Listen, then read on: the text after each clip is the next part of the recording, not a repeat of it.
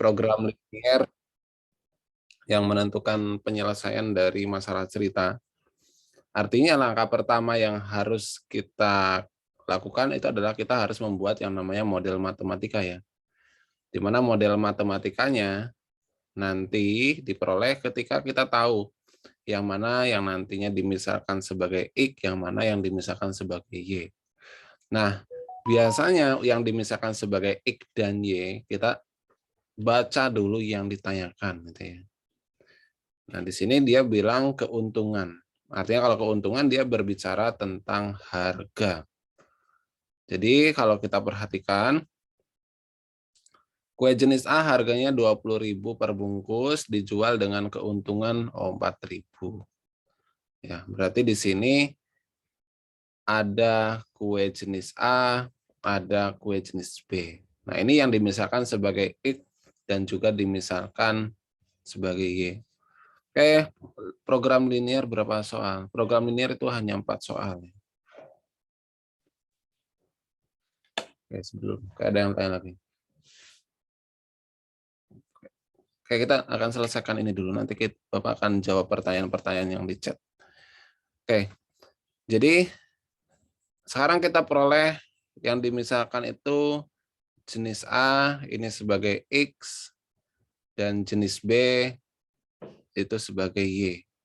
Nah, ini adalah langkah pertama yang harus bisa. B-nya dalam kurung. Nah, kalau nggak tahu yang dimisalkan itu yang mana, nanti repot ya. Nah, setelah itu kita lihat bahwa kue jenis A harganya 20.000 per bungkus, dijual dengan keuntungan 4.000. Kemudian kue jenis B yang harganya 10.000 per bungkus, dijual dengan keuntungan 3.000 per bungkus. Jika seorang pedagang kue yang mempunyai modal 8 juta dan tokonya maksimum dapat menampung, berarti di sini ada bisa dikatakan modal deh. Modal, kemudian ada juga di sini adalah kapasitas ya. Nah, kapasitasnya dia hanya 500, artinya kalau kue jenis A-nya ada sebanyak X, kue jenis B-nya ada sebanyak Y, maka di sini adalah 500. Sedangkan modalnya tadi ini ada 20.000, sedangkan ini adalah 10.000. Ya. Kemudian berikutnya modal awal itu 8 juta gitu ya. Nah, ini adalah permasalahan kita. Nah, kita sederhanakan aja ya. Ini kita coret nolnya. Kita coret. Nah, berarti kita memiliki model matematika yang pertama bahwa ini tinggal kita kasih X, ini kasih Y, ini kasih X, ini kasih Y. Berarti model yang pertama itu adalah 2X ditambah dengan Y. Nah, ini kira-kira kurang dari sama dengan atau lebih dari sama dengan? Ini kurang dari sama dengan ya. Karena nggak mungkin melebihi dari modalnya. Kemudian yang kapasitas, karena dia juga 500, artinya dia juga kurang dari sama dengan 500. Ya. Dan ada syarat tambahan bahwa X dan Y itu pasti selalu positif ya. Jadi X dan Y itu sudah dipastikan dia lebih dari sama dengan 0. Karena nggak mungkin kuenya itu bernilai negatif. Nah, setelah kita memodelkan, kemudian kita harus membuat grafik. Nah, fungsi dari grafik ini apa? Fungsi dari grafik ini nantinya untuk menentukan titik-titik kritis ya, titik-titik ekstrim ya. Kayak kita gambarkan grafiknya. Untuk menggambar grafiknya berarti kita harus menggambar sumbu X dan juga sumbu Y-nya terlebih dahulu. Kayak kita gambarkan. Kita gambarkan misal ini. Nah, ini sumbu X, sumbu Y. Nah, bagaimana menggambarkan grafik? Misal ini grafik yang pertama deh. Ini grafik yang pertama, ini grafik yang kedua. Nah, untuk grafik yang pertama terlebih dahulu, ini sumbu Y, ini sumbu X. Itu kalau misalkan X-nya 0, Y-nya berapa? Oh, Y-nya dia adalah 800. Ya. Kemudian kalau udah X-nya 0, sekarang Y-nya 0. Kalau Y-nya 0, X-nya berapa? Oh, X-nya itu adalah 400. Tinggal kita hubungkan aja X 400 dan juga Y 800. Ya, hubungkan itu ya. Ses. Namai gitu ya. Ini tadi warna apa nih?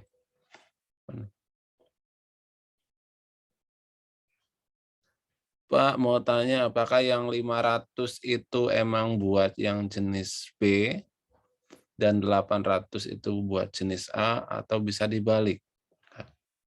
Nggak bisa dibalik. 500 yang mana? 500 yang siapa nih yang bertanya? Ayo boleh on kan mic-nya. Ini pertanyaan terkait soal yang ini. Yang kapasitas. Yang kapasitas. Oh, dia jenis A dan jenis B kalau dijumlahkan nggak boleh kurang dari 500. Nggak boleh dibalik sama 800 karena yang 800 ini dia kaitannya dengan modal. Dengan modal, tadi kue jenis A itu modalnya 20.000, jenis B modalnya 10.000. Oh, si pedagang ini punya modal totalnya 8 juta. Jadi nggak bisa dibalik. Ya. Kalau kapasitas ya harus di kapasitas. Oke, bagus pertanyaannya. Oke, cuma memastikan. Sip. Kemudian ini barusan X-nya adalah 400. Ya. Kemudian Y-nya itu adalah 800. Ini adalah grafik yang pertama. Kemudian grafik yang kedua, ini kalau X-nya 0, Y-nya 500, kalau Y-nya 0, X-nya dia juga 500. Oke, berarti sama-sama 500. Kalau kita hubungkan ya 500 itu ya di sini. Di bawahnya 800 dan di kanannya dari 400. Mana? Oh ini. Bukan itu ya. Jelas. Ini berarti di sini 500, ini 500. Oke, tinggal kita lakukan uji titik seperti tadi. Uji titik berapa ya? Paling mudah uji titiknya 0,0 gitu ya. Di bawah sini. Uji titik ke yang pertama. Ketika X dan Y-nya dia diganti dengan 0, jadinya kan 0 dia kurang dari sama dengan 800. Oh, dia bernilai benar. Artinya ketika diuji cobakan 0,0 ini bernilai benar, yang salah adalah kebalikannya. Ke atas gitu ya. Berarti ini bukan daerah penyelesaiannya. Kemudian ke grafik yang kedua. Ini ketika X dan Y-nya kita ganti 0, jadinya 0 kurang dari sama dengan 500. Ini dia juga bernilai benar. Nah, berarti yang bawah benar, yang atas salah. Nah, karena X dan Y-nya itu nggak mungkin dia hasilnya adalah negatif, maka daerah penyelesaiannya udah pasti adalah yang ini ya. Terus mungkin boleh nggak sih kita menguji titiknya bukan 0,0, boleh. Tapi itu merepotkan diri sendiri. Gitu ya. Misalkan Pak mau 10,10, boleh. Gitu ya. 100,100 boleh. Tapi 0,0 aja. Ya. Di sini jadi ada 4 buah titik. Ya. 4 buah titik. Titik yang pertama, titik kedua, 3, 4. Nah, untuk titik yang keempat ini misalkan titik A, kita harus cari dia dengan mengeliminasi ya. Jadi yang titik A itu pasti besok harus mengeliminasi persamaan 1 dan 2. Nah ini kebetulan Y-nya udah sama ya, enak. Ini 800, kemudian X plus Y sama dengan 500. Artinya ketika kita kurangi, kita peroleh nilai X-nya, di mana X-nya dia sama dengan 300. Nah kalau X-nya 300, Y-nya berarti berapa? Y-nya dia sama dengan 200. Ya. Berarti titik A ini koordinatnya adalah 300,200. Ya. Tinggal yang terakhir, titik-titik ini kita uji cobakan ke dalam fungsi tujuan. Ya. Tadi kan ada 4 titik ya titiknya. Yang pertama adalah 0,0, kemudian 400,0, kemudian 0,500, yang terakhir barusan adalah 300,200. Nah, kalau misalkan ini terlalu banyak, nanti ngitungnya ratusnya dihapus saja. Ya, lebih enak gitu ya. Stress gitu ya. Nah, FIQ-nya apa? FIQ-nya itu keuntungan yang tadi loh di atas. Nah, ini ya. Kue jenis A itu kan keuntungannya katanya dia 4.000. Kemudian keuntungan kue jenis B dia adalah 3.000. Nah, ini juga ribunya boleh dihapus ya. Jadinya cuma 4X tambah 3Y. Berarti ini sama dengan 4X tambah 3Y. Oke, satu-satu. Ketika 0,0 yang Pak itu bukan 500. Yang mana 500? Yang 400,0 itu bukan 500,0. Yang mana? Yang 400,0. 400,0. Iya, Ding. Nggak, maaf, Pak. Ini Iya, 400. ya 400. Yang 500,0 kan dia nggak memenuhi daerah penyelesaian. Baik. Makasih, Pak. Oke. Kayak yang pertama, 0 ya jelas ya. Ini 4 kali 4 ya 16. Gitu ya. Yang ini 15. Terus yang terakhir, berapa nih? 12 ditambah dengan 6. Yaitu dia sama dengan 18. Oke. Ini adalah nilai maksimumnya. Artinya, dia itu si penjual akan untung apabila menjual kue jenis A sebanyak 300 dan kue jenis B sebanyak 200. Ya, berarti jawabannya yang C. Silakan kalau ada pertanyaan. Oke, tadi ada yang bertanya, Bapak akan menjawabnya.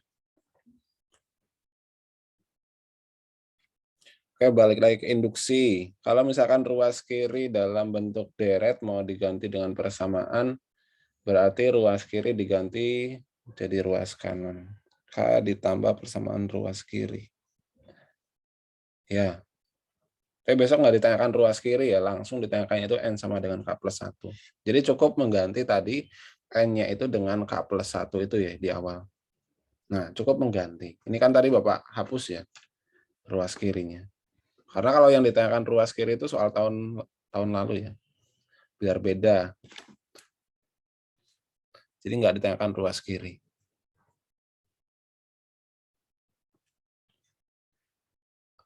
Pak, apakah titik potong selalu jadi yang nilainya paling besar ketika uji fungsi tujuan? Nah, ini pertanyaan yang bagus. Tidak selalu ya, tapi kebanyakan besar ya.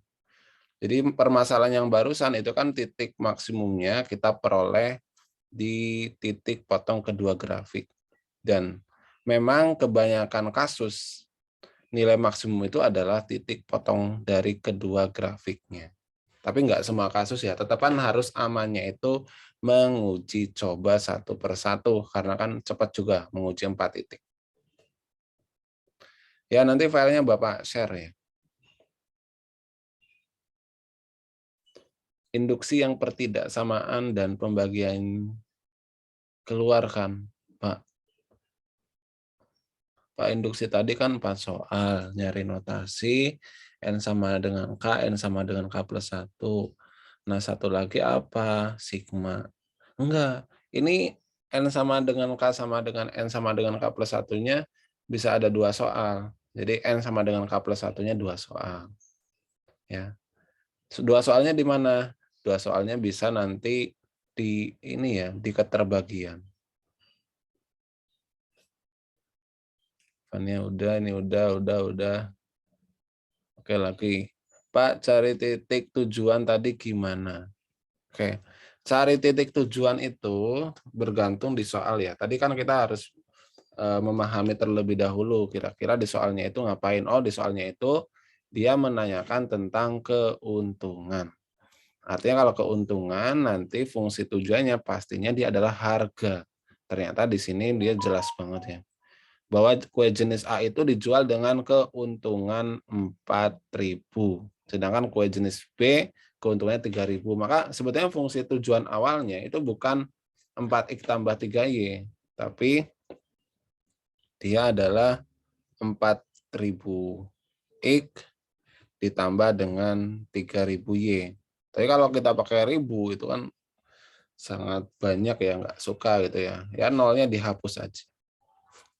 Nolnya dihapus, jadinya 4X tambah 3Y. Gitu.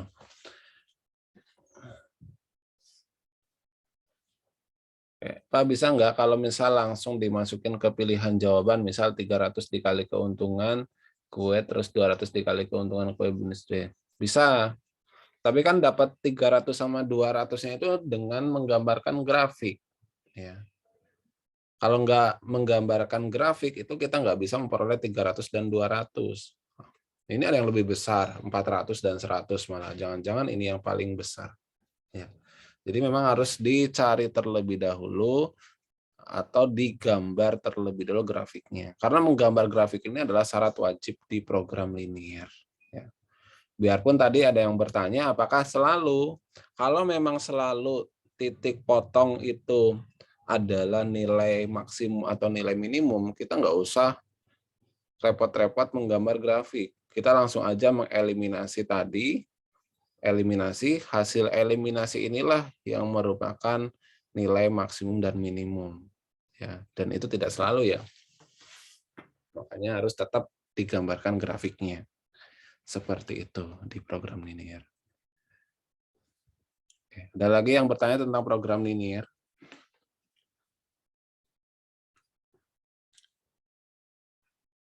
Jadi program linear itu yang menghitungnya agak lumayan banyak itu adalah yang satu soal cerita ya.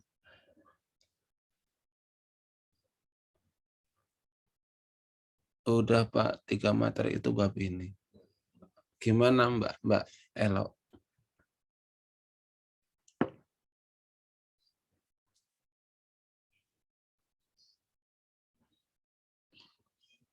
Selain ditanya keuntungan, kemungkinan ada ditanya tentang hal lain tidak? Enggak, hanya keuntungan. Kalau di sini yang ditanyakan agar dia untung, kue jenis A sama kue jenis B-nya yang dijual harus berapa. Bisa juga nanti ditanyakan keuntungannya berapa. Kalau keuntungannya berapa, berarti kan dia berbicara tentang uang yang diperoleh. Berarti tadi kan keuntungan maksimumnya adalah 18. Berarti kalau misalkan berapa keuntungan kalau di dalam uangnya, berarti tinggal 18. Tadi karena di fungsi tujuan kita menghapus 30, berarti tambah 03, tuh 23. Kemudian kita karena menghapus 0 di titik ekstrimnya 2, berarti ditambah dengan 2. Ya. Nah, berarti ini keuntungannya adalah 1.800.000.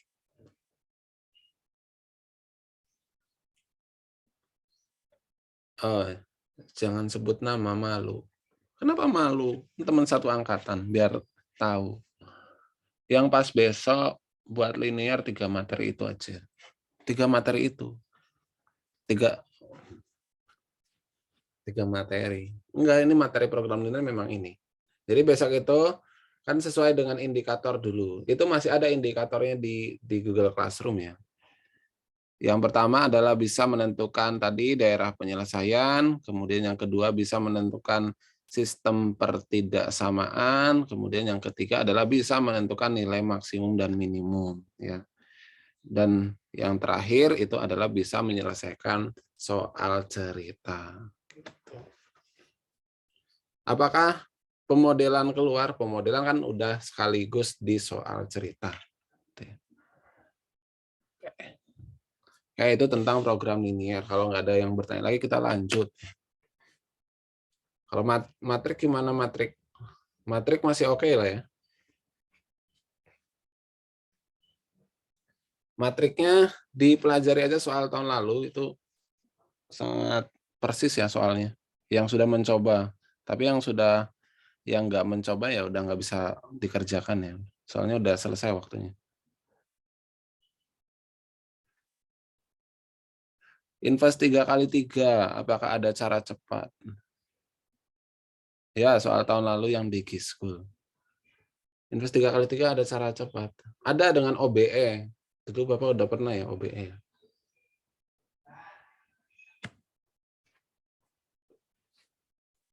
OBE masih ingat ya, operasi baris elementer bisa menggunakan itu. Tapi itu lama banget pasti.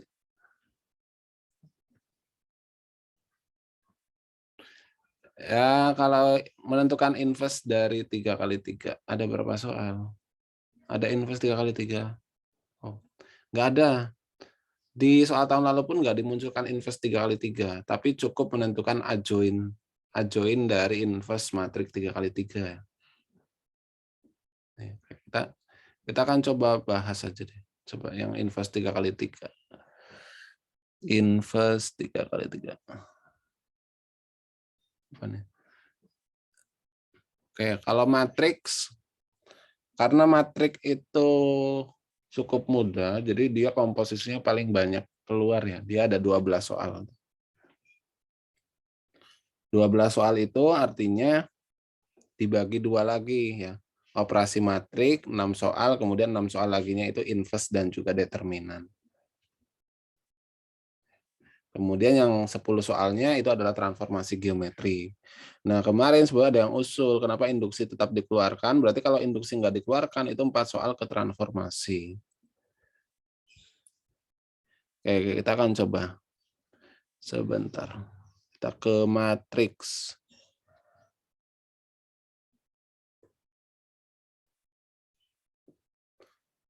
Yang soal transformasi yang seperti dulu ditulis jawaban tulis itu keluar juga tidak?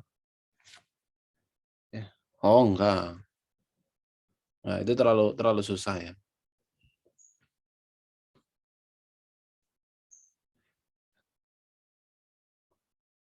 Oke, kita akan coba menentukan ini ya, karena tadi banyak yang bertanya tentang inverse dari matriks 3 kali 3.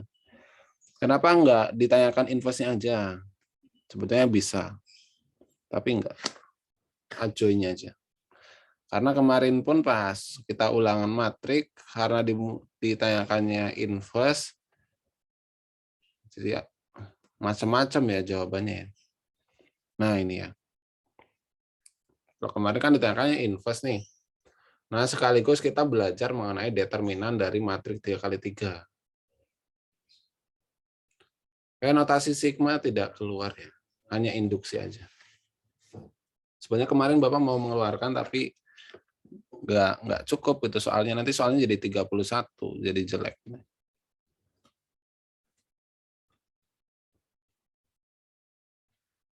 Oke, kemudian ini, jadi cukup kita menentukan adjoin dari matrik D ini ya, di mana untuk menentukan adjoin dari matrik D itu dia sama dengan, kan kita cari nih, ya. Tapi jangan lupa ditranspos ya. Kita cari kofaktornya. Oke, kita cari. Misalkan ini nggak ada ininya ya. Ini 1/27-nya kita coret ya. Yang ditanyakan adalah adjoinnya. Oke, caranya yaitu kita cari kofaktornya. Kofaktor itu kan ini plus, masih ingat ya? Yang ini plus, yang ini min, kemudian yang ini plus. Oke. Kemudian untuk mencari yang ini terlebih dahulu. Berarti sebetulnya kita mencari determinan dari ini nih. Ya. Berapa nih determinannya? 3 kali 1 min 4 jadinya 7. Karena di sini plus berarti tetap 7. Oke, lanjut. Kemudian nyari adjoin yang 0 ini. Artinya kita mencari determinan dari 51 dan juga 21. Berapa nih determinannya? 5 kali 1, 5 dikurangi 1 kali 2, 2 jadinya 3. 3 atau min 3?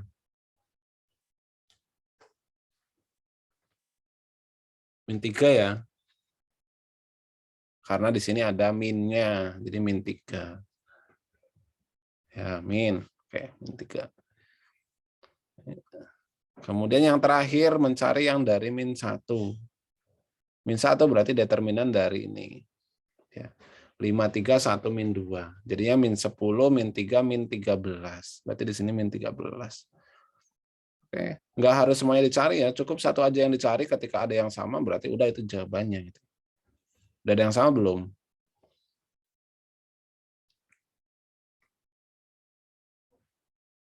Udah ada kan?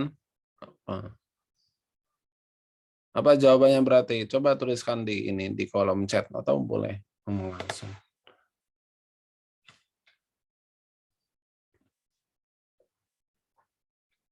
Oh ya masih jawab yang yakin yang A.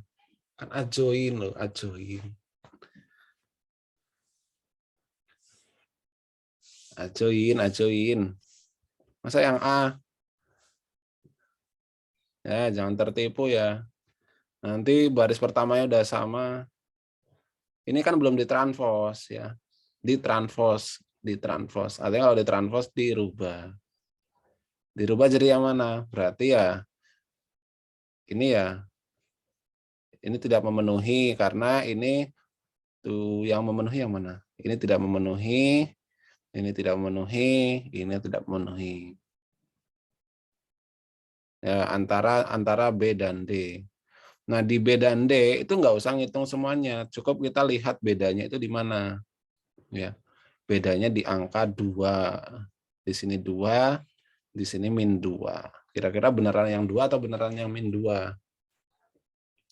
Min 2 di sini itu diperoleh kan dari yang mana? Min 2 itu diperoleh dari yang sini ya. Ini ya, dari 5 ini ya.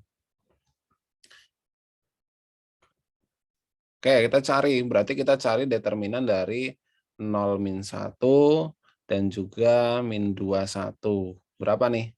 0 kali 1, 1. Min 2 jadinya min 2. Tapi karena di sini min berarti ini plus 2. Nah, berarti yang benar adalah yang plus 2. Ya. Berarti jawabannya adalah yang B. Ya. 0 kali 1. Ya, 0 kali 1, 0. Matrik 3 kali 3 buat pasfik nggak masuk. Masuk. Ini 3 kali 3. Tapi 3 kali 3-nya nggak menentukan inverse ya. Ajo ini aja. Karena inverse-nya kan kemarin sudah Bapak ujikan di ini. Di ulangan. Jadi ini soal yang ini. Soal tersulit di matrik itu ini. Menentukan ajoin. Karena kita harus menentukan beberapa kofaktor. Nggak harus semuanya ya. Besok pengen semuanya dicari, nggak usah. Cukup dicari satu baris aja. Kalau satu baris ada 2 yang sama kayak tadi, cukup dicari yang bedanya itu di mana. Ya, adjoin itu setelah ditranspos. Tapi kalau lupa nggak ditranspos, pasti jawabannya yang A gitu ya. Awas ya. Ini kalau salah ya. A gitu ya. 7 min 3 min 13. Padahal benar gitu. Tapi harus ditranspos. Ini kan setelah matrik ini ditranspos, jadinya kan 7 min 3 min 13-nya itu ke bawah ya. 7 min 3 min 13-nya ke sini. Terus yang plus 2 ini kan jadi di sini. Nah, tinggal cari yang elemennya itu ada ininya. Antara B dan D ternyata 2-nya itu positif. Ya.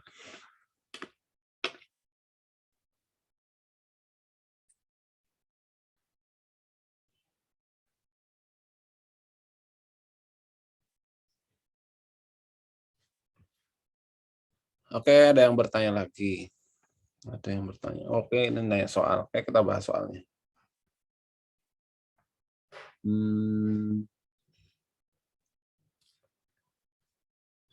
Kita bahas. Udah ya, nggak ada permasalahan ya. Kemudian lanjut ke yang berikutnya. Ini terkait dengan salah satu pertanyaan dari teman kelas. Terkait dengan metode Kramer gitu ya. Oke. Kemarin di ulangan sudah kita ini ya. Jadi diketahui jika ada sistem persamaan, nah ini ya. Kemudian disuruh menyatakan misalkan nilai N-nya itu berapa. Nah, ini harus kita ingat salah satu penyelesaian dari sistem persamaan yaitu dengan menggunakan aturan Kramer. Aturan Kramer itu gimana sih? Kita akan ingat terlebih dahulu ya aturan Kramernya. Jadi aturan Kramer itu ketika ada sistem persamaan linear 2 variabel, jadi cuma 2 variabel ya, nggak sampai 3 variabel. Itu misalkan ada AX ditambah dengan BY itu sama dengan M, kemudian berikutnya adalah PX ditambah dengan QY sama dengan N. Ini dirubah dulu ke dalam bentuk matrik ya. Jadi bentuk matriknya adalah A dan B, kemudian P dan Q, kemudian ini dikalikan dengan X dan Y ya. X dan Y, kemudian ini sama dengan M dan N. Nah, kan bisa ditanyakan itu dua kemungkinan. Bisa yang ditanyakannya itu adalah X, bisa yang ditanyakannya itu adalah Y. Kalau X itu kan DX dibagi dengan D. Di mana DX itu adalah determinan di mana koefisien X-nya itu diganti dengan M dan N. Jadi ini adalah determinan dari M, kemudian N, kemudian B, kemudian Q. Itu DE. Kalau D-nya itu adalah determinan dari AB, PQ. Gitu ya. AB, PQ. Itu kalau X. Kemudian kalau Y, itu adalah DY per D. Ya. Di mana artinya kalau DY itu koefisien Y-nya yang diganti. Ya. Koefisien Y-nya yang diganti berarti determinan dari AP sama MN. Gitu ya. Ini dibagi dengan D. D itu ya determinan dari AB PQ. Oke, ini adalah metode Cramer-nya. Nah, maka untuk menyelesaikan kasus ini, berarti Y itu, langkah pertama yang harus kita lakukan, itu kita harus mengubah ini ke dalam bentuk matrik terlebih dahulu, biar mudah. Oh, dia bentuk matriknya adalah 1, min 2, 2, 1. Ya. Kemudian ini dikalikan dengan X dan Y, ini sama dengan A dan B. Ya. Nah, berarti kalau Y, karena dia sama dengan N, nah ini kan notasi dari determinan nih. Berarti ini determinannya berapa nih? Yang 1, 2, 2, min 1 ini. Oh, dia determinannya adalah min 5. Berarti ini dibagi dengan min 5. Nah, sedangkan untuk mencari Y, berarti Y itu dapat kita cari dengan cara determinan dari ini, berarti yang diganti ya. Ini diganti dengan apa nih? Ini diganti dengan A dan B. Jadinya 1, 2, A dan B dibagi ya. Ya kan? Dibagi dengan apa? Dibagi dengan 1, min 2, 2, 1. Berarti ini sama dengan N per min 5. Oke, setelah itu bagaimana? Tinggal kita hitung determinannya. Oh, ini determinan berapa nih? Ini determinannya adalah B min 2A. Yang bawah ini adalah 1 min min 4 jadinya 5. Dan ini sama dengan N per min 5. Ya. Ini kalau kedua ruas dikali 5 jadinya coret-coret ya. Jadi kita peroleh B min 2A sama dengan min N. Berarti N-nya itu sama dengan 2A min B. Itu yang A. Jadi ingat ya, poin pentingnya adalah menentukan DX dan juga DY. Kalau X berarti koefisien X-nya yang diganti, kalau Y koefisien Y-nya yang diganti. Nah, itu terkait dengan matriks.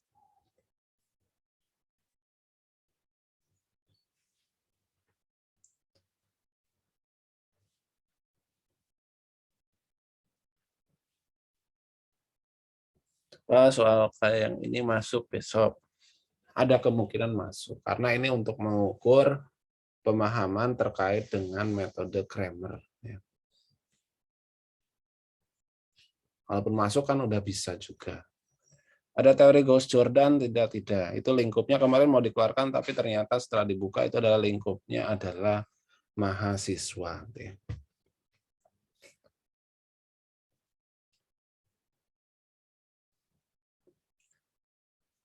Ada teori Gauss-Jordan. Tidak ada ya Gauss-Jordan. Tapi boleh kalau misalkan mau menggunakan Gauss-Jordan, boleh.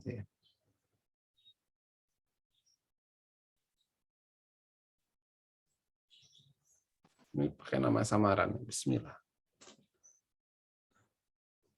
Oke, silakan. Ini oke, waktunya udah mau habis lagi. Masuk kembali ya. Masih ada setengah jam lagi. Kita mulai tadi jam berapa? Nanti kita berakhir di 11.15 ya. Masih satu lagi tentang transformasi. Jadi, udah ya, Matrik nggak ada pertanyaan lagi ya?